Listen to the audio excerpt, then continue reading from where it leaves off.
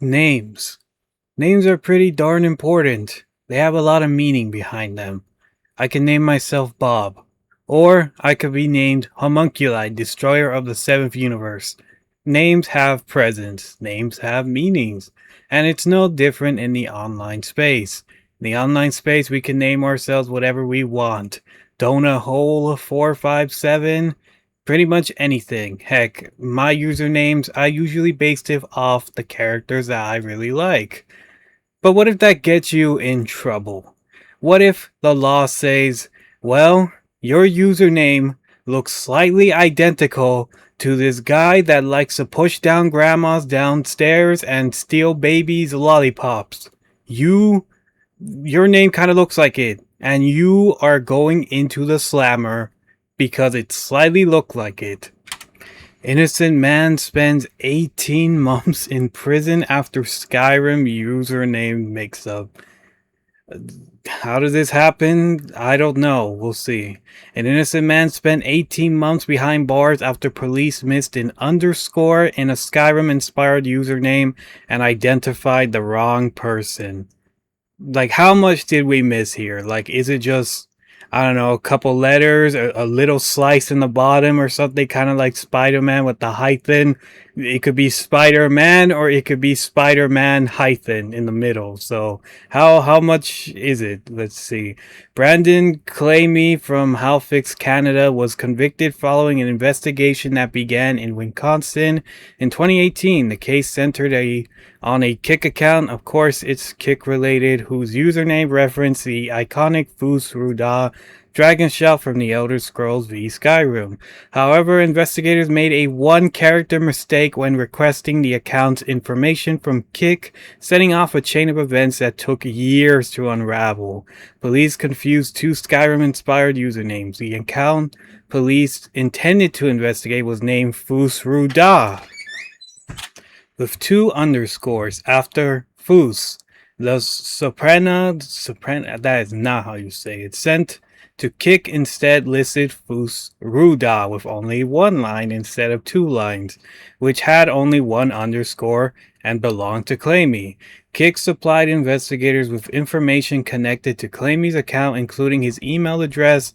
Police then traced him to Nova Scotia, where officers searched his house and seized several phones and laptops in February 2020. According to Ars Technica, investigators found no evidence connecting Claymie to the underage victim or the conversations at the center of the case. They also could not establish that he had used Kik during the period being investigated. Despite this, the Skyrim fan was arrested and later convicted on three charges tied to the child luring case, including providing no material to a child and possession of CP. He received an 18-month jail sentence in 2024 and served the entire term. He lost a year and a couple months off his life over one underscore. That's awful. I turned into an anime villain at that point. If I had to lose 18 months because you know, my name was the same as this iconic thing and it was missing one underscore, and of course it's Kik, related. So yeah, they did almost no investigation. The guys in the office basically said, good enough, the name fits, no double checking, no facts checking, just throw this guy in the slammer. And the fact that he actually served it, maybe he was like trying to fight back and they just said no. Like, yeesh, man, I couldn't imagine. I burned down the Hidden Leaf Village if this was me, because damn, the error was finally discovered when lawyer Zeb Brown received the original subpoena while preparing Claymie's appeal. Prosecutors I can't say that, agreed that the appeal should be allowed.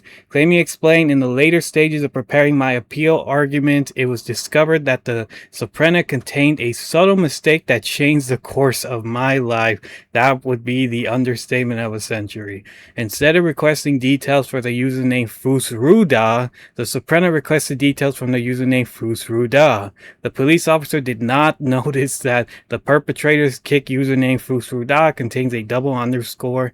This discrepancy this discrepancy went completely unnoticed at the trial. It was never brought to the attention of the trial judge. On July 23rd, the Nova Scotia Court on Appeal overturned the convictions and acquitted Claim of every charge. Mr. Claim is factually innocent of the offenses the appeal panel wrote. He should never have been charged, let alone convicted. The court said the correct username information had been available during the original trial, but there was no evidence explaining how the crucial extra underscore went unnoticed. It's unclear if Claim will be seeking compensation for the 18 months he spent in prison. And I'm about to foosru dog myself because this makes me angry. This makes my blood boil for this guy. I feel generally bad for this guy.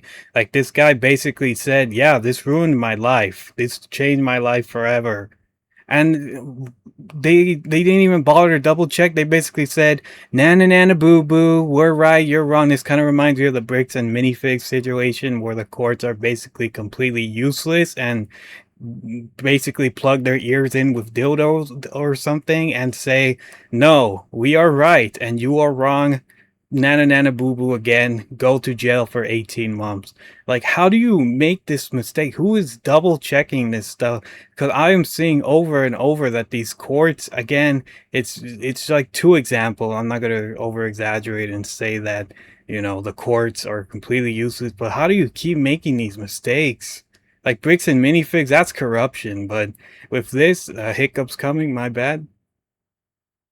All right, but how do you keep making these mistakes? A man lost 18 months of his life. He better get some money from this or something, because he's innocent. Imagine what the guy was the real culprit, the one behind these little phone texting minors. It doesn't say what happened to him. He could still be around. He probably still was around during those 18 months on Kick. And again, of course it's Kick. That's where all the crappy, weird stuff happened. But yeah, I don't know, man. Like, oof. I don't know if it's because of the heat. I'm already sweating, but seeing an innocent man that just liked playing Skyrim have to suffer 18 months and the courts were useless, like, I would not be surprised if he starts a villain arc or something. He better get a ton of money from this because, ay, man. It was an underdash. It's like Spider-Man again with the hyphen. People call him Spider-Man or Spider-Man with hyphen. So, yeah, I don't know. This honestly just hurts to see an innocent man being completely tarnished because he just loved playing, he loved naming himself off something, and I do that too. I always put Yugi in my username, so like, what if Konami, whoever, I think they own Yu-Gi-Oh, right? What if they see my username and they're all like, he's a super pedophile, kill him or arrest him, when there's another guy running around with the same username somehow with his two underdashes instead of one underdash. So yeah, that's honestly scary to think about. This guy was completely innocent from what I can see, and he just got screwed over hard. So hopefully he does get some justice from this. I don't know, man. It's pretty messed up. I'm gonna keep saying that, but yeah, it's pretty messed up. Anyway, I think that's about it. Take care.